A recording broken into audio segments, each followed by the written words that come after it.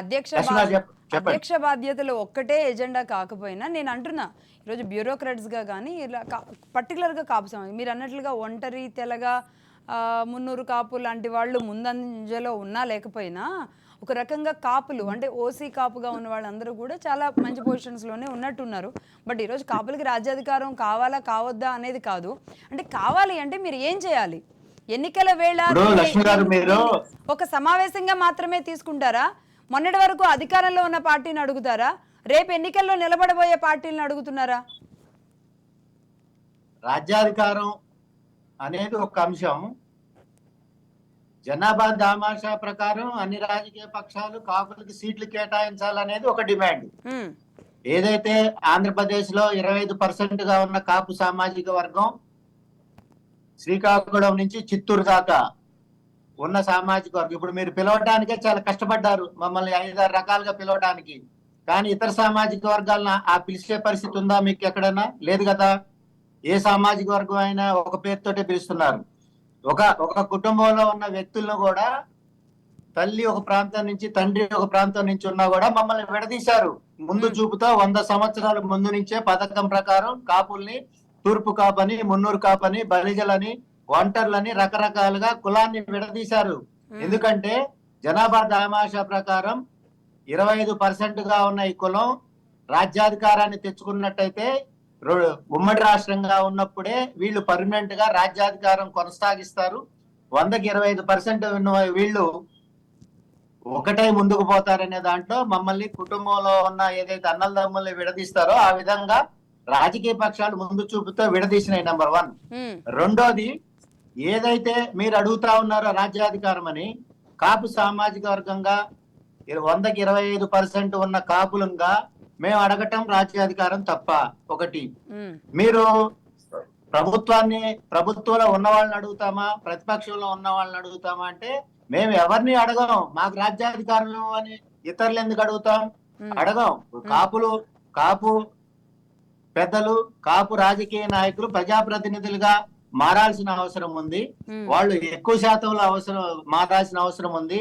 ఏదైతే తెలంగాణలో రెడ్డి సామాజిక వర్గం నుంచి ఇప్పుడు 42 మంది దాకా శాసనసభ్యులు ఉన్నారు. అంటే వాళ్ళనేమి టార్గెట్ చేసి నేను మాట్లాడట్లా. వాళ్ళ యొక్క రాజకీయ వ్యూహం, ఐక్యత, వాళ్ళ ముందు చూపు మొదటి నుంచి ఉన్న పటిష్టమైన నాయకత్వంతో వాళ్ళు రాజ్యాధికారంలోకి వచ్చారు. అదే విధంగా ఏదైతే అక్కడ తెలంగాణలో ముఖ్యమంత్రిగా మొన్నటిదాకా ఉన్న కేసీఆర్ గారు ఉన్న జనాభా దామాషా ప్రకారం మీరు తీసుకుంటే వాళ్ళకున్న పర్సంటేజ్ కానీ, అంతకుముందు మన దేశానికి ప్రధానమంత్రిగా ఉన్నారు పివి నరసింహారావు గారు మన రాష్ట్రం నుంచి, ఉమ్మడి రాష్ట్రం నుంచి. ఆ విధంగా మన ఉమ్మడి రాష్ట్రం నుంచి రాజ్యాధికారం పొందిన కులాలు అనేక ఉన్నాయి. ముఖ్యంగా 3-4 కులాలు. జనాభా దామాషా ప్రకారం తీసుకుంటే కాపుల సంఖ్య 25%.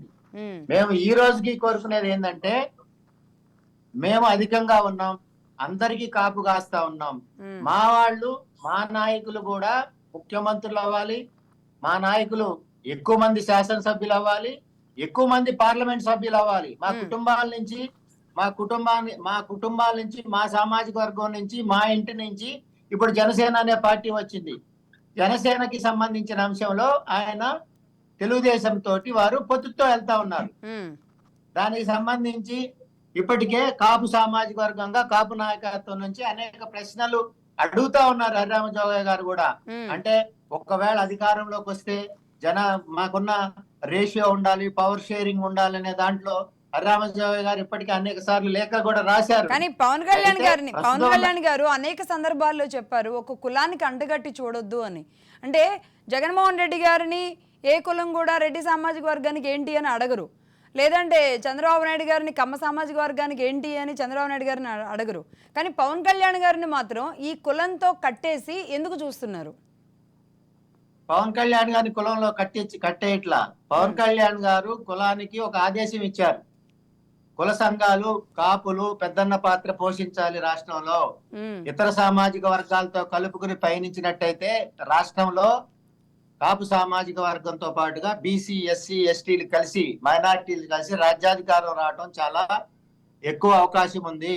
ఇతర సామాజిక వర్గాలతోటి స్నేహం భావంతో పోవాలని పవన్ కళ్యాణ్ గారు పదే పదే పిలుపునిచ్చారు. వారి పిలుపుని ఆదేశంగా పాటించిన కాపు సామాజిక వర్గం ఇతర వర్గాలతో సన్నిహితంగా సోదరభావంతో మెలుగుతూ ఐక్యత కోసం ప్రయత్నం చేస్తా ఉన్నాం. ఏదైతే రాష్ట్ర కాపు జేఏసీ మేము నాయకత్వం వహిస్తా ఉన్నామో ఆ రాష్ట్ర కాపు జేఏసీకి విజయవాడలో మా నివాసానికి వచ్చి పెద్దలు మందాకృష్ణ మాదిగ గారు రాష్ట్ర కాపు జేఏసీ చేసే ప్రతి ఉద్యమానికి చిన్నదైనా పెద్దదైనా మేము పూర్తి స్థాయి మద్దతు తెలుపుతా ఉన్నాం. కాపులకు అండగా ఉంటామని చెప్పి రాష్ట్ర కాపు జేఏసీకి మందాకృష్ణ మాదిగ గారు మద్దతు తెలిపారు. అదే సిస్టంలో ఏదైతే ఆర్యవైశ్య మహాసభ భారతదేశంలో పటిష్టంగా ఉన్న, ఆర్థికంగా సామాజికంగా పటిష్టంగా ఉన్న ఆర్యవైశ్య మహాసభ పూర్తి స్థాయి మద్దతు ప్రకటించింది రాష్ట్ర కాపు జేఏసీకి. ఏదైతే పెద్దలు టీజీ వెంకటేష్ గారి నాయకత్వంలో కొనసాగుతా ఉందో ఆర్యవైశ్య మహాసభ దానికి సంబంధించిన నాయకత్వం అంతా కూడా వారు ఏదైతే 2 రాష్ట్రాలకు సంబంధించి గాని మన ఆంధ్రప్రదేశ్ కి సంబంధించి గాని ప్రచార విభాగానికి చైర్మన్ గా ఉన్న చలువాది లక్ష్మణ్ గారిని పంపించి రాష్ట్ర కాపు జేఏసీకి మద్దతు తెలుపుతున్నట్టుగా మద్దతు ప్రకటించారు. ఈ సందర్భంగా ఆర్యవైశ్య మహాసభకి అదే విధంగా ఎంఆర్పిఎస్ నాయకులు మందాకృష్ణ మాదిగ గారికి రాష్ట్ర కాపు జేఏసీ పక్షాన వారు మాకు మద్దతు తెలిపినందుకు మరొకసారి ధన్యవాదాలు తెలుపుతా ఉన్నాను.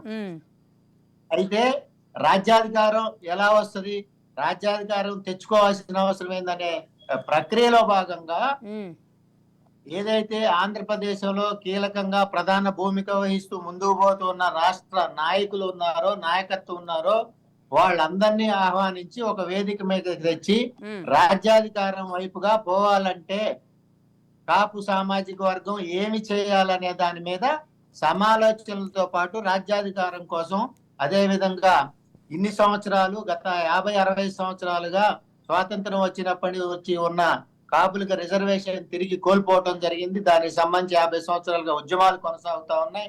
దానికోసమే రాష్ట్ర కాపు జేఏసీ ఉన్నది. అదే విధంగా బీసీ రిజర్వేషన్ అనేది పెండింగ్ లో ఉంది. అది మరొకసారి తెరవైపు తెస్తూ ఎన్నికలు సమీపిస్తున్న తరుణంలో రాజ్యాధికారం మీద ఈ 16న విజయవాడలో జరిగే సమావేశంలో రాష్ట్ర కాపు జేఏసీ ఆధ్వర్యంలో జరిగే ఈ సమావేశంలో మేము ప్రత్యేక చర్చగా తీసుకుని ఈ ఎజెండాతో ముందుకు పోతా ఉన్నాం లక్ష్మి గారు.